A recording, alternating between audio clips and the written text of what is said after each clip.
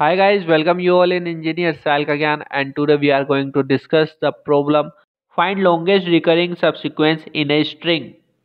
And if you are new on this channel, then don't forget to subscribe my channel because there are so many videos related to DSA 450 equation. देखिए longest recurring subsequence actually है क्या है। Recurring का अर्थ होता है repeating, यानी कि कोई चीज़ बार बार रिपीट हो रही है। यानी कि आपका सबसीक्वेंस की बात करें, जैसे ये दोबारा रिपीट हो गया है, ठीक है। अपन ने इससे पहले मतलब आपने पढ़ा होगा जिसमें था लॉन्गेस्ट कॉमन सबसीक्वेंस। उसमें क्या होता था, कॉमन ढूंढते थे अपन, लेकिन उसके अंदर दो स्ट्रिंग होती थी एस और एस वन, ठीक है, अलग अलग, और उसके अंदर से अपन फाइंड आउट कर देते अलग अलग। बट इसमें हमको एक ही स्ट्रिंग गिवन है, ठीक है। तो मैं क्या करूंगा, एक और इसी की तरह एज इट इज एक और स्ट्रिंग ले लूंगा इसी प्रकार की, ठीक है। अब इसके अंदर देखो, मेरे को देखना है कि एक चीज़ का ध्यान रखना है आपको कि आप कैसे भी सीक्वेंस बना सकते हो, सब सीक्वेंस बना सकते हो, बट बशर्ते एक शर्त ये है कि जैसे आपका ये वाला ए और ये बी मिलकर ए बी बना रहा है और ये वाला मिलके ए बी बना रहा है, बट ये दोनों अलग अलग होने चाहिए। यानी कि ये वाला ए आपका जो है ये 0 1 2 3 ये 0 पर है, और ये वाला ए है जो आपका 1 पर है। यानी कि दोनों के इंडेक्स आपस में नॉट इक्वल टू होने चाहिए। ये कंडीशन सेटिस्फाई होगी तभी आपका लॉन्गेस्ट रिपीटिंग सब सीक्वेंस बनेगा। यानी कि ये वाला ए और ये वाला ए जिससे आप बनाए हो अलग अलग ए बी, तो इसका अलग अलग इंडेक्स होना चाहिए। इसी प्रकार ये बी का इंडेक्स जैसे कि 2 है और इसके वाले का 3 है, तो ये बी भी दोनों अलग अलग है, ये दोनों ए बी अलग अलग है। तो बस यही करना है आपको कि दोनों का इंडेक्स सेम ना हो, ठीक है। और इससे कितने सब सीक्वेंस बन सकते हैं, लाइक एक ए बी बन गया, एक ए बी बन गया, ठीक है। तो इससे हमारे दो सब सीक्वेंस बन गए, यहाँ की एक तो ये वाला ए बी और एक ये वाला ए बी, ठीक है। अब इसको कोड के थ्रू देखते हैं, आई होप आपको समझ में आएगा। एक ही शर्त है यहाँ पर, इंडेक्स आपस में इक्वल नहीं होने चाहिए, अलग अलग ए होना चाहिए, अलग अलग बी होना चाहिए।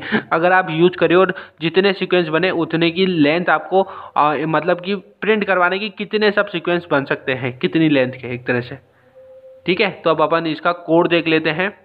तो यहाँ पे हमने एक स्ट्रिंग ले ली और इंट एन में हमने ले लिया एच डॉट लेंथ। तो 2 बार एन पास कर दिया, यानी कि 2 बार लेंथ पास कर दी स्ट्रिंग की। जैसा कि मैंने कहा था 2 बार स्ट्रिंग, तो एक एम कर दिया, एक एन कर दिया। अगर दोनों की वैल्यू 0 है तो रिटर्न करोगे 0।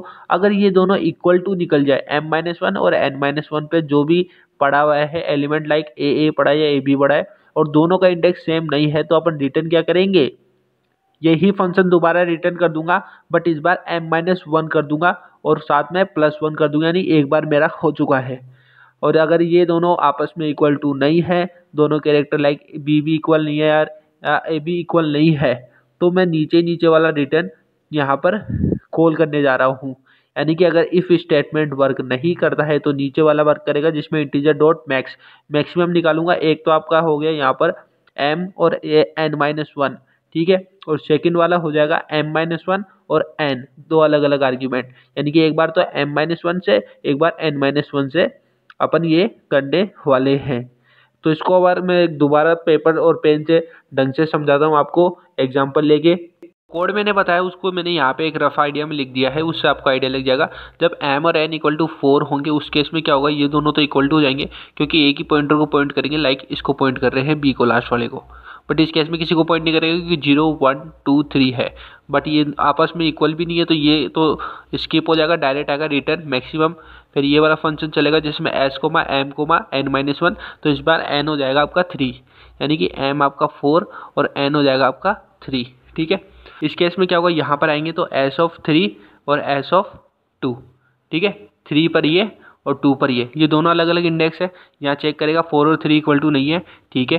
तो यहाँ पर ये b और b अलग अलग है, तो काउंट क्या होना चाहिए, अकॉर्डिंग टू 1 होना चाहिए। तो यहाँ पे ये +1 हो जाएगा और इसके अंदर लूप में जाके ये वाला फंक्शन रन होगा जिसमें m-1, तो m इस बार क्या हो जाएगा 3 हो जाएगा, और n भी आपका 3 ही रहने वाला है। ये वाला फंक्शन वर्क कर रहा है, आप ध्यान से फोकस करना। इसमें आएंगे दोबारा से क्योंकि वो फंक्शन ऊपर से चलता हुआ रहा है, s(2)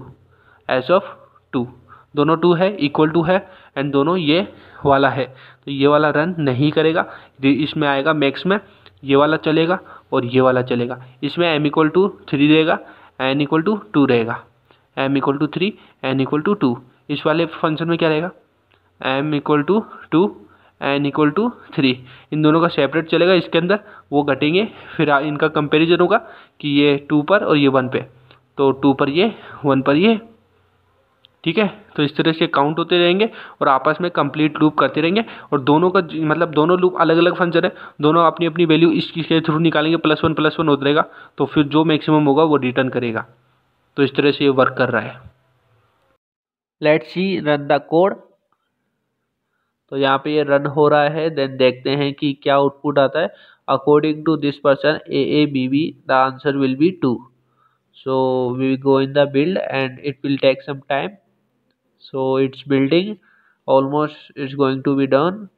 Okay, now see, yes, the answer is 2, so our answer is actually perfectly correct एकदम।